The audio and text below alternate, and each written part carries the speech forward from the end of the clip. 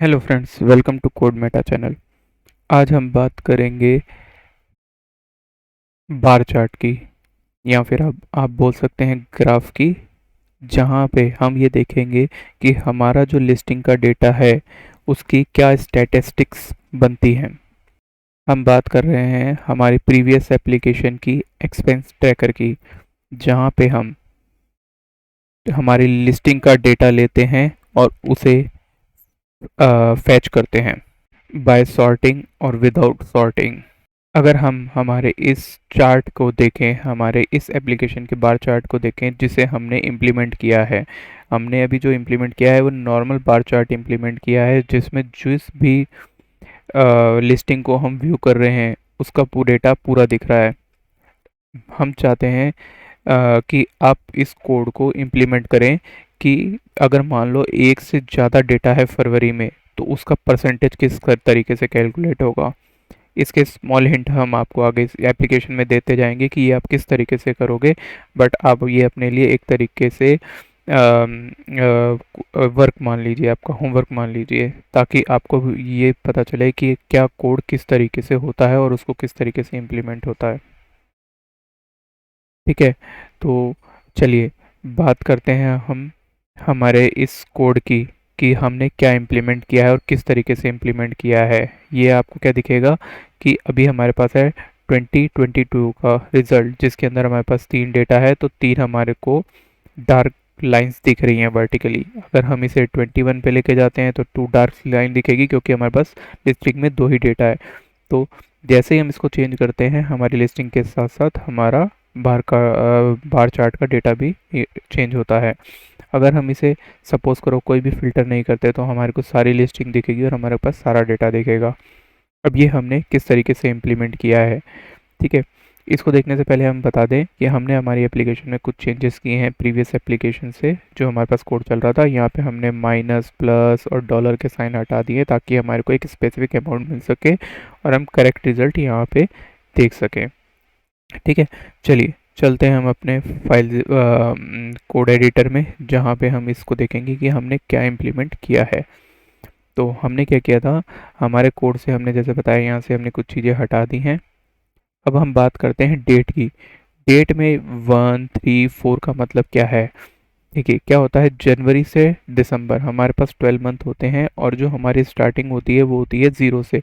Zero मतलब जनवरी, 1 मतलब फरवरी, इस तरीके से दिसंबर तक 11 चलता है। जैसा कि हमारे एरे के अंदर होता है, ज़ीरो इंडेक्स सबसे पहले आता है, वैसे ही यहाँ पे भी ये चीज़ होती है। ठीक है, तो अब क्या होता है कि हमको जब भी डेटा लेना होता है, यहाँ पे कोई मंथ का डेटा लेना होता है, तो हम ज़ीरो से स्टार्ट करते हैं। हमने क्या लिखा है, 1, 3, 4, 5, 6। ठीक, तो हमने ये चीज़ लिखी है, इसको हम गेट करेंगे सबसे पहले। तो हमने क्या किया, हमारी लिस्टिंग यहाँ पे फ़िल्टर की थी और उसके बाद हमारे मैप को यहाँ पे दिखाया था। ठीक, हम हमारे पास जो फ़िल्टर डेटा आया उसको हम यहाँ पे आगे यूज़ करेंगे हमारी एप्लीकेशन में।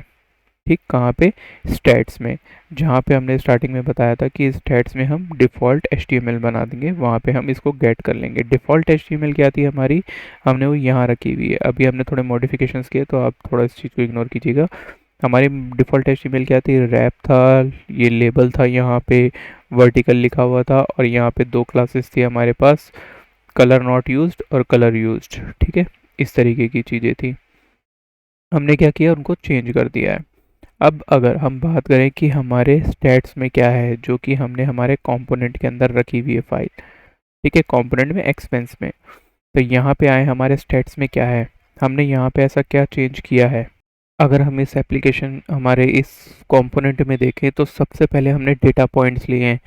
हमें क्या करना था, जनवरी से दिसंबर तक का डेटा निकालना था।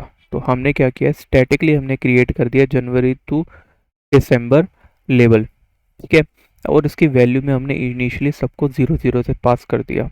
अगर कोई 0 से ज़्यादा वैल्यू होगी किसी में, तो वो हमें कलर कोड में दिखेगा। ठीक, आगे हम चलें तो आपके लिए एक हिंट छोड़ते जा रहे हैं, बीच बीच में जाके मैं आपको बताता रहूँगा कि क्या है, क्या क्या, क्योंकि आप उस हिंट को समझ के आप या तो अपनी लैंग्वेज में परसेंटेज को इम्प्लीमेंट कर सकते हैं, या वहाँ से भी डेटा को ले सकते हैं। और हमें कमेंट के अंदर कमेंट बॉक्स में कमेंट ज़रूर कीजिएगा, अगर आपको कहीं कोई इश्यू हो या कुछ पूछना हो तो। चलिए देखते हैं क्या चीज़ है यहाँ पे। हमने क्या लिए, सारी टोटल वैल्यूज़ निकाली और उसकी मैक्स वैल्यू निकाल ली कि हमारे पास जो हमारे रिजल्ट आ रहा था लिस्टिंग, उसमें सबसे मैक्स वैल्यू कौन सी है, हमने वो निकाली है सबसे पहले तो। ठीक है, और उस मैक्स वैल्यू को हम हमारे दूसरे जो बार कोड है वहाँ पे पास करेंगे। ठीक, जो बार कोड या बोले तो हम स्टैटिस्टिक्स या फिर ग्राफ चार्ट है वहाँ पे हम पास करेंगे। हमने क्या किया, फोर लूप लगाया। फोर लूप को आपको पता होगा कि अगर यहाँ पे इन होता है तो हमारे पास ऑब्जेक्ट होता है, और अगर एरे है तो ऑफ का यूज़ करते हैं डेटा को करने के लिए। हमने क्या किया, हमारे जो लिस्टिंग थी उसका डेट का मंथ निकाल लिया कि क्या है। यहाँ पे हमें क्या मिलेगा, 1 2 3 4 5, 0 1 2 3 4 5 मिलेगा 11 तक, यानी इंडेक्स मिल जाएगा हमें। अब क्या करते हैं, हम इंडेक्स के बेस पे इस की जो वैल्यू है उसको चेंज करते हैं। यानी जो हमारी लिस्टिंग के अंदर वैल्यू थी, जो अमाउंट था, उसको यहाँ पे डाल देते हैं हमारे पे वैल्यू लोकेशन पे। ठीक है, और ये प्लस क्यों लगाया कि अगर आप ये प्लस नहीं लगाओगे तो आपको क्या मिलेगी, कोड्स में यानी स्ट्रिंग वैल्यू मिलेगी आपको। लेकिन प्लस लगाने से क्या होता है कि जो वैल्यू स्ट्रिंग होती है वो क्या हो जाती है, इंटीजर में कन्वर्ट हो जाती है, यानी नंबर में कन्वर्ट हो जाती है वो। ठीक है, तो प्लस लगाने का ये प्रॉफिट होता है यहाँ पे। ठीक, ये जावास्क्रिप्ट के डिफ़ॉल्ट फंक्शंस है।